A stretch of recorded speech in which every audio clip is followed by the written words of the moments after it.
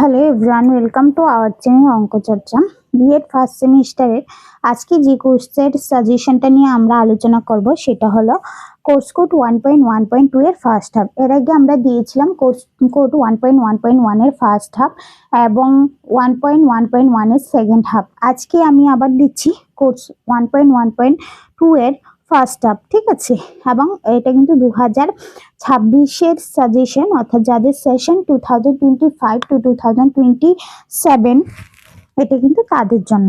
আর আমরা যে সাজেশনগুলি করে থাকি সেটা কিন্তু বিগত 2017 থেকে যে বিএড এর প্রথম সিলেবাস চেঞ্জ হয়েছিল 2017 থেকে সেই 2025 পর্যন্ত যে প্রশ্নপত্রগুলি আছে সেই প্রশ্নপত্রগুলি যাচাই করে এবং কিন্তু বিভিন্ন যে সাজেস্টিভ বইগুলি থাকে সেই বইগুলি যাচাই করে কিন্তু আমরা এই সাজেশন তুলে ধরি, ঠিক আছে।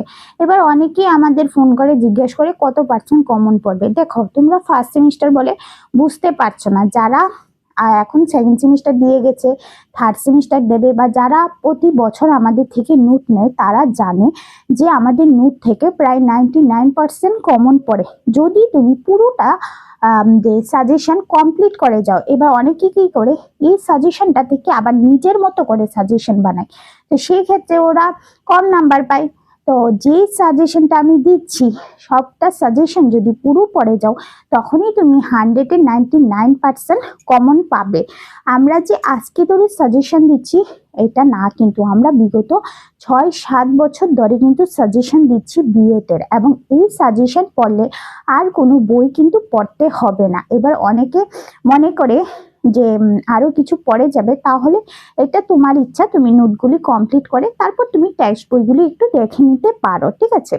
যেহেতু তোমাদের মার্চ মাসের ফার্স্ট উইকের দিকেই পরীক্ষা হয়ে যাবে, তো তোমরা যদি রুটিনের আশায় বসে থাকো তাহলে একটা ভুল করবে, কারণ রুটিন দিয়ে এক সপ্তাহের মধ্যে কিন্তু পরীক্ষা হয়ে যায়, ঠিক আছে। প্রতিবারই এরকম করে ভুলটা। আর যেহেতু তোমরা বিএড ফার্স্ট সেমিস্টারে আছো, তোমাদের অনেক কিছু কনফিউশন থাকে, অনেকবার তোমরা ফোন করো, অনেকবার এসএমএস করো, তার জন্য আমি কিন্তু প্রতিটা ক্লাসের প্রথম দিকে এই ডাউটগুলি ক্লিয়ার করে দিই, ঠিক আছে। তো চলো আমরা আজকে শুরু করে দিচ্ছি আমাদের যে সাজেশনের পর্ব, যেটা কোর্স কোড 1.1.2 এর ফার্স্ট হাফ এবং সেশন 2025 to 2007।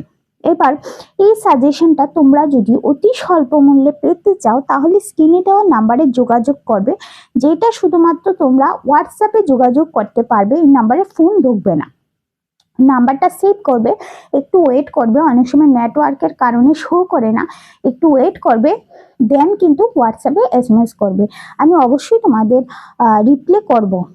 তারপর চলো আমরা দেখে নিই, বাজারে অনেক ইউটিউব চ্যানেল বা অনেক নোট পাওয়া যাচ্ছে অনেক কম রেটে, সেখানে তুমি নোটটা নাও, নিয়ে পড়ো, তখন বুঝতে পারবে যে ওই নোট থেকে কতটা কমন এসেছে। একবার যখন ব্যাক আসবে তখনই তোমরা বুঝে যাবে যে সব নোটের উপরে বিশ্বাস করা যায় না। আমরা বিগত 6-7 বছর ধরে কিন্তু বিএড এর সাজেশন দিয়ে যাচ্ছি, তোমরা কিন্তু গত বছর বা এর আগের বছরের সাজেশন চেক করে নিতে পারো এবং সেখানে কমেন্ট বক্সও দেখে নিতে পারো যে আমাদের সাজেশন থেকে কতটা হেল্পফুল হয়েছে। এবার কিছু তো অন্য চ্যানেলের লোকজন থাকে যা কমেন্টে এসে আজে বাজে কথা লিখে যায়, হ্যাঁ, কিছু থাকে এরকম যারা আমাদের স্টুডেন্ট নয়, যারা অন্য চ্যানেলে কম রেটে হয়তো যে নোট বিক্রি করে, তারা এসে কিছু আজে বাজে কথা লিখে যায় কমেন্টের মধ্যে। অ্যাকচুয়ালি যারা স্টুডেন্ট তাদের কথাবার্তা দেখলেই তুমি বুঝতে পারবে যে তারা যখন কমেন্ট বক্সে কমেন্ট করে যে তাদের কতটা কমন পড়েছে। যাই হোক, আমি সব তোমাদের বোঝাতে পেরেছি আশা করি। এবার চলো আমরা শুরু করি। তোমরা জানো যে 2 মার্কের কোশ্চেন কিন্তু 60টা আসবে, যার মধ্যে 5টা তোমাদের লিখতে হবে, ঠিক আছে। আর এই কোর্সটা 1.1.2 এর ফার্স্ট হাফ কিন্তু 35 মার্কে পরীক্ষা হবে, থিওরি পরীক্ষা। তো 2 মার্কে 60টার মধ্যে 5টা আনসার করতে হবে। তো চলো আমরা 2 মার্ক আগে দেখি নিই। মৌলিক অধিকার ও মৌলিক কর্তব্যের মধ্যে পার্থক্য কি? পরের প্রশ্ন, ত্রিভাষা সূত্র কি? তারপরের প্রশ্ন, ভারতীয় সংবিধানে কতগুলি নির্দেশমূলক নীতি রয়েছে? নির্দেশমূলক নীতি কত প্রকার ও কি কি? তারপর ভারতীয় নাগরিকদের মৌলিক অধিকারগুলি লেখো। তারপর কখন এবং কোথায় কোন সংশোধনের দ্বারা শিক্ষা যুগ্ম তালিকাভুক্ত হয়েছিল? মৌলিক অধিকার কাকে বলে? মৌলিক কর্তব্য কাকে বলে? ভারতীয় সংবিধানে ৪৫ নং ধারায় উল্লেখিত শিক্ষা সংক্রান্ত বিষয়টি উল্লেখ করো। তারপর বিদ্যালয়ের শিক্ষাক্রমে আন্তর্জাতিক বোঝাপড়া ২টি গুরুত্বপূর্ণ কর্মসূচি উল্লেখ করো। তারপর NPENCABE ইউনেস্কোর পুরো নাম কি? পুরো নামগুলি পড়ে নেবে, অনেক সময় দিয়ে দিই। ভারতীয় সংবিধানে যুগ্ম তালিকা বলতে কি বুঝো? পরবর্তী কোশ্চেন, ভারতীয় সংবিধানে উল্লেখিত নাগরিকদের যে কোনো দুটি মৌলিক কর্তব্য লিখো। উচ্চ শিক্ষার ক্ষেত্রে শিক্ষার্থীদের কল্যাণমূলক কর্মসূচি সম্পর্কে রাধাকৃষ্ণ কমিশনের 2টি গুরুত্বপূর্ণ সুপারিশ লেখো। তারপর বিদ্যালয় গুচ্ছের 2টি গুরুত্বপূর্ণ বৈশিষ্ট্য লেখো। তারপর শিশুদের মূল্যবোধ বিকাশে পিতার ভূমিকা লেখো। তারপর স্কুল শট কি? তারপর অপারেশন ব্ল্যাকবোর্ড কি? POA কি? তারপর গ্রামীণ বিশ্ববিদ্যালয় কি? তারপর কমন স্কুল কি? শিক্ষার সম সুযোগ কি বা শিক্ষার সমতা কি? তারপর শিক্ষার অধিকার আইন 2009 বলতে কি বুঝো? পশ্চিমবঙ্গের সার্বজনীন প্রারম্ভিক শিক্ষার সাফল্যের জন্য 2টি গুরুত্বপূর্ণ পদক্ষেপ লিখো। তারপর শিক্ষায় বৈষম্য বলতে কি বোঝায়? প্রান্তিকীকরণ বলতে কি বুঝো? তারপর শিক্ষায় অসমতা দূরীকরণের 2টি সম্ভাব্য উল্লেখ করো। তারপর মূল্যবোধ কি? মূল্যবোধের শিক্ষা কি? তাহলে এখানে আমি 29টা কোশ্চেন দিয়েছি 2 মার্কের। এই 29টা কোশ্চেন পড়লেই কিন্তু তোমার 7-এর মধ্যে 7টা কোশ্চেনই কমন পড়বে। যদি তুমি এখান থেকে নিজের ইচ্ছা মতো করে চয়েস করে পড়ে যাও তাহলে কিন্তু কমন পড়বে না। আমি বারবার বলে দিচ্ছি একটা কথা, ঠিক আছে? যে কোশ্চেনগুলি আসবে, আসার সম্ভাবনা আছে, সেইগুলিই কিন্তু তুলে আমরা সাজেশন দিয়ে থাকি। এবার আমরা যাব 5 মার্কের কোশ্চেন। নারী শিক্ষা 5 মার্কের বলে রাখি 5টা কোশ্চেন দেবে, যার মধ্যে তোমার 3টা কোশ্চেন লিখতে হবে। 1 নাম্বার, নারী শিক্ষা সম্পর্কে স্বামী বিবেকানন্দের দৃষ্টিভঙ্গি সম্পর্ক আলোচনা করো। বয়স্ক শিক্ষা সম্পর্কে কোঠারি কমিশনের সুপারিশ কি? লিখো।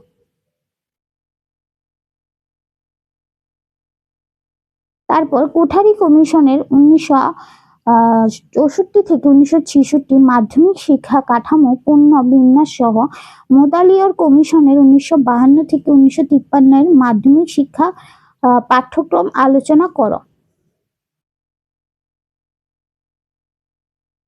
পরবর্তী কোশ্চেন আমরা দেখব, স্বশাসিত কলেজ সম্বন্ধে টিকা লিখো। 5 নাম্বার, রাষ্ট্রনীতির নির্দেশক নিয়ম সম্পর্কে টিকা লিখো। 6 নাম্বার, ভারতীয় শিক্ষানীতি 1986 এর প্রধান বৈশিষ্ট্যগুলি আলোচনা করো।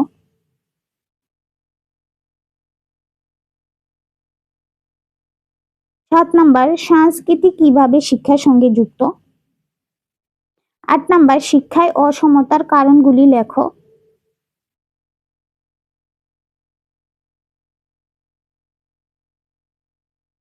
9 নাম্বার, মাধ্যমিক শিক্ষায় সার্বজনীন করার ক্ষেত্রে কি কি সমস্যা রয়েছে।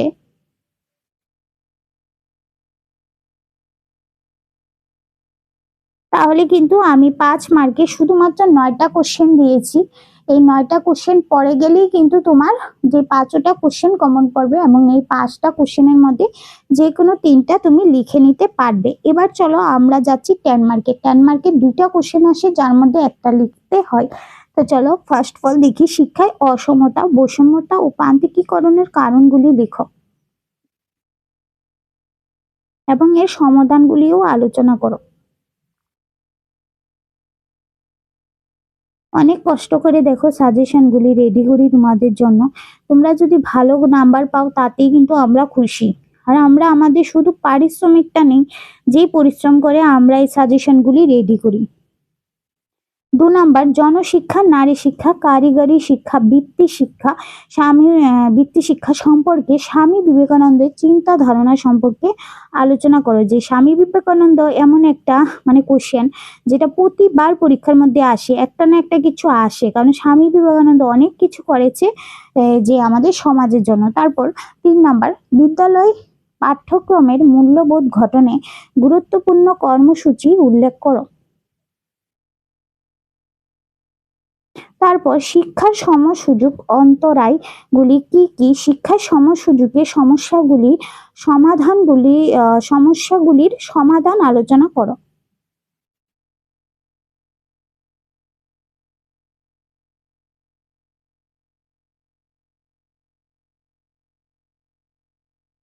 তাহলে 10 নম্বরে শুধুমাত্র কিন্তু আমরা 3টা কোশ্চেন দিয়েছি।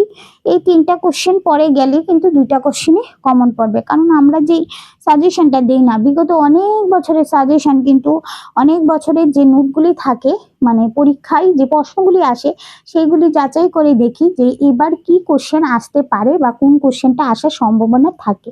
তো চলো ভাই, আজকে এখানে রাখছি। পরবর্তী পর্যায়ে আমরা পরবর্তী কোর্স নিয়ে আবার আলোচনা করব। আর যারা এই সাজেশনগুলি নিতে চাও তারা কিন্তু স্ক্রিনে দেওয়া নাম্বারে যোগাযোগ করবে, সেটা হোয়াটসঅ্যাপে। ওকে, চলো ভাই, আজকে এখানে রাখছি।